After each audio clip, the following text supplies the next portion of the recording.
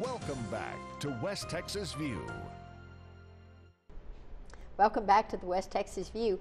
You met Beth Curran and Tasha Riddle just before the break. They are parent volunteers with Girl Scouts in Midland and have worked their way up to cookie sales. And so you are really at the top of the heap, because that's such an important part of 100 years of Girl Scouting.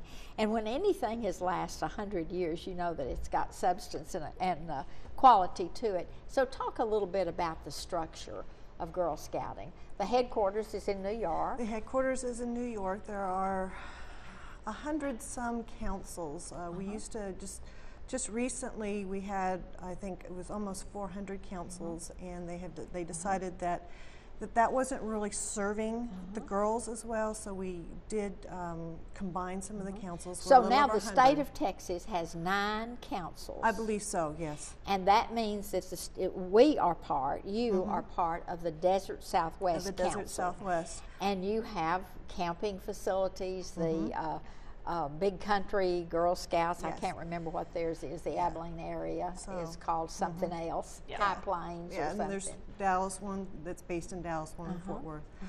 The Desert Southwest, our council actually runs from basically Big Spring to the Arizona border, and then from Artesia all the way down to the Big Bend. We are a very big council. We have over 15,000 girls that we that we service.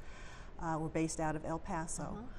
And then after the council level, you have what we call service units, which is, in Midland, there's 4.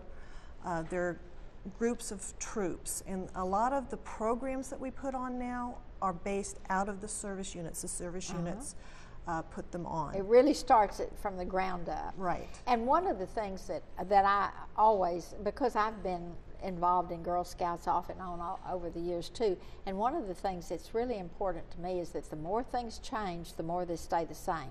The basic function of Girl Scouts, the mission of Girl Scouts, has never wavered. It's That's about correct. character and citizenship and we call it the 3 C's. Competence, The 3 Cs. yes. Yeah. And but they have updated, whether it's the uniforms or whether it's the we even now have online troops and things like There's that. all kinds of different Technology, ways that yes. girls can participate, not just as a troop.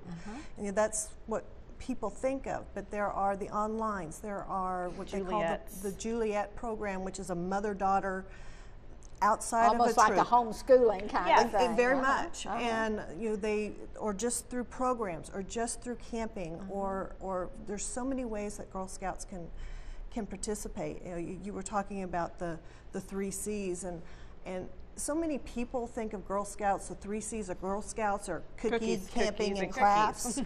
But it's not. It's courage, character, and competence, skills, and the importance is that they learn things in leadership that a lot of people don't learn until they're later adulthood. 40, and it's almost too late. So, and everything that we do is aimed at teaching the girls that while they're having fun doing things. Right. One of the older leaders that was one of our mentors, she would tell us on like camping trips and stuff, she said, when I started this out, they were little girls and I had to do everything. I had to get them out of bed. I had to do everything for them, make sure they had all their stuff done. And she said, and by the time that they got to be cadets, which is now 6th, 7th, and 8th graders, all I had to do was roll over, open one eye, and hold my coffee cup out, and my girls were right there doing coffee, pouring my coffee. I didn't have to worry about it. Because they had learned responsibility. Exactly. And so I always keep that in mind when, we're doing a troop function or a service unit function or whatever, is what are we teaching the girls with this program? Because that's exactly the whole point of it, is to get them where you can just hold your coffee cup out and say, your turn. Talk a little bit about cookie sales, because that pays for a lot of our programs. Cookie sales is probably at least half of what the council uses for programs. But for the troop, on the troop level, that is the biggest That is bulk bread of our and money. butter. Because the troop actually gets almost all of the money, except what it costs to manufacture. We get 50 cents a box, and depending on what we've done before, we do have an incentive program that a lot of people don't know about. In the fall, right when a lot of our troops are getting started, we do a fall sale, and that is nuts and candy and magazines. Well, if our troops participate in that, and they make certain goals, because Then they we're get all more about of the goal ticket, setting, yeah. and that's what we teach our girls too, is goal setting. We get an extra little incentive, so we get a little bit more, money coming into our troops. But that takes care of everything. And so when you start them to selling cookies, I know that when I was growing up and my daughter was growing up, we went door to door and sold cookies.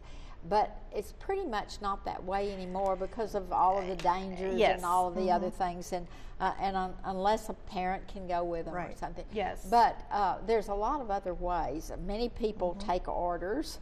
Yes. Through their family and friends. Others have sales in front of stores, and so there's a lot of ways that if you're not contacted and you want cookies, all you have to do is call the the Girl cookie Scout call, office that's rolling across the screen, and they'll make sure that you get a Girl Scout calling you to sell you some cookies. And the interesting thing is the cookies haven't changed a lot, except they've just added more They've added kinds. more. We have 8. We have 8 kinds. There's actually 2 bakers. That's why some people, we call our coconut chocolate cookies Caramel Delights, and other people call them Samoas. It's because of the difference in the bakeries. But there's 5 cookies basically that are going to be the same no matter where you are, and that's the caramels, the thin mints, and the 2 peanut butter, and the shortbreads. And the shortbread. And then we have 3 others, and they'll change from time to time. The shortbread that you have there, that's the original Girl Scout cookie, and the shape and everything hadn't changed. Yes. No. Still Yeah. got the logo Right. and everything. But this box is so interesting because on one side it has a vintage picture of Girl Scouts from a long, long time ago, and on this side it has a modern day picture. troop of girls. And so that's celebrating our 100th 100th anniversary, which will be on Right. March 12th. And you had said about how the program, while the basic goals have not changed, everything has changed. The way we go about it has changed. And I was thinking about that the other day, how Juliette Lowe in 1912, her goal was to allow girls to be more than just wives and mothers.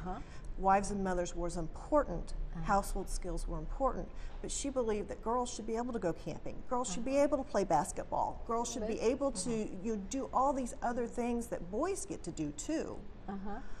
So just being a girl shouldn't limit you. Right. We're going to have to take a break right now, but we'll be back in just a second and finish this conversation, and then we're going to introduce you to some of our girls and maybe a father or two. We'll see you in just a minute. Stay tuned. West Texas View will be right back.